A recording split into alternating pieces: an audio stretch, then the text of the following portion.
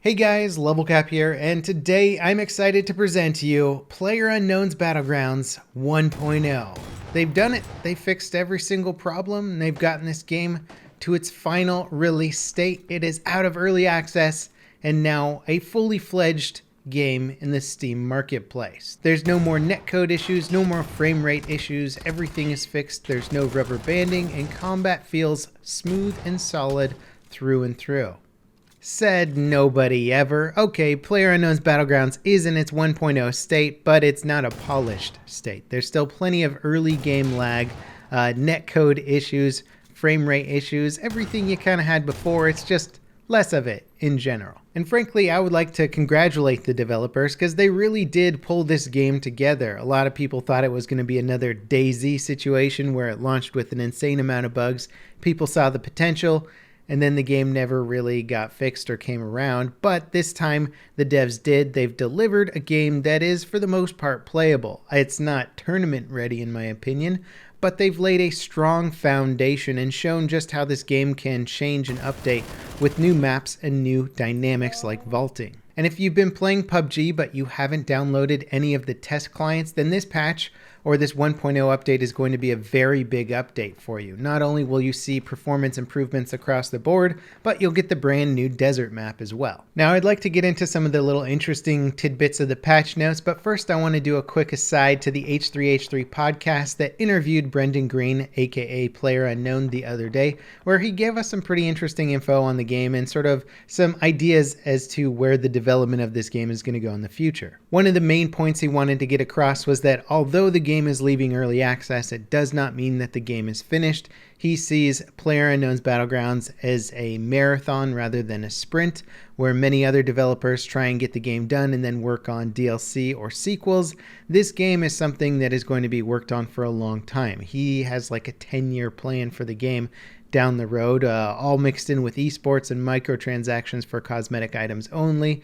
So it's kind of an exciting idea for the game, and I love the fact that they don't have plans to try and replace this game with like PlayerUnknown's Battlegrounds 2. This is going to be a service that they work on for a long time to come. He also acknowledged that there's still lots of rubber banding in the game and that the performance is not where they want it to be ultimately, and that they're going to keep working on the game and doing a lot of stuff on it. He also echoed some of the things I'd been saying about PUBG earlier, which is that even though the game got so huge so quickly, doesn't mean that they can immediately throw money at the dev team and have things get fixed faster.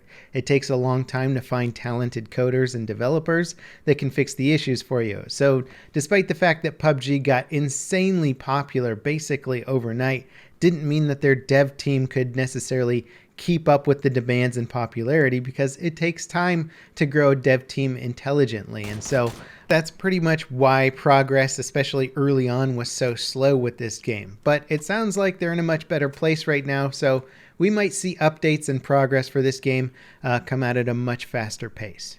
Now, let's get into the patch notes. It's a huge patch for the base game of PUBG. You might have been playing the test servers, but if you've only been playing the base game, there is a lot that has changed. First of all, when it comes to optimization, there's a huge amount. They've optimized terrain data to reduce memory usage, optimized textures to reduce memory usage, optimize the sea by reducing wave effects, reduce the lag issue when multiple players are in sight, optimize character animations, decrease memory usage of characters, added level of details to further optimize weapon rendering for long distance, optimize various world effects, optimize various UI elements, reduce the lag issue when terrain is loading, decrease terrain loading time. They've also completely redesigned the lobby user interface, made it much better. Also character customization and stats page, all that stuff is completely new and it looks a lot cooler.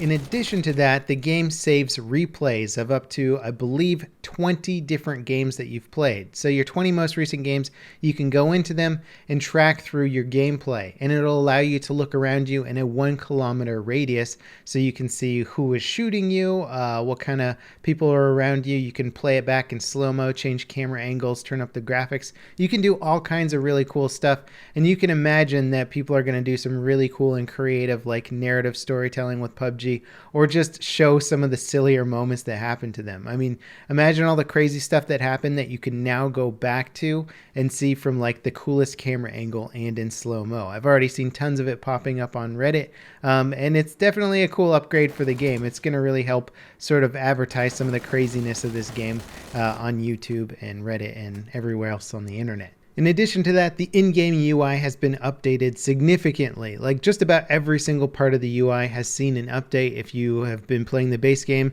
this is going to be a massive change for you. You'll be able to see your armor indicators down below. Your party members now have different colors. Maps are kind of grayed out a bit more, which makes it easier to see some of the buildings. The maps have been updated with higher resolution images and just more detailed images showing some of the buildings that might have been invisible before. Bandages have been upgraded significantly. Basically, they're really good now. They heal in about half the time and you can spam them as fast as you want. So now you don't have to try and wait a few seconds after you apply a bandage so that you get the most healing effects out of it. You can spam them really quickly and they're much more effective. So it makes sense to pick up 15, 20 bandages at a time now. Now, of course, they've added vaulting, one of the big features that was added to the test server a while ago. Now it's finally in the base game. They've also added the desert map, as I mentioned before. It comes with 2 different weather modes. There is clear skies and then sunrise. Now, when you queue up for a game, you can't select which map you want to play on. It will choose one randomly for you, but PlayerUnknown has indicated that they're looking into a way for you to select your map instead. And I think this is a good idea since the maps play out so differently. You and your friends could definitely be in the mood to play the desert map and not Erangel or vice versa. So letting you just select it rather than backing out of a game makes a lot of sense. Also, along that same line, they've removed the foggy and rainy weather effect modes from Erangel. I think they probably looked at the data and saw that a huge percentage of players were just backing out of those games once they spawned into them.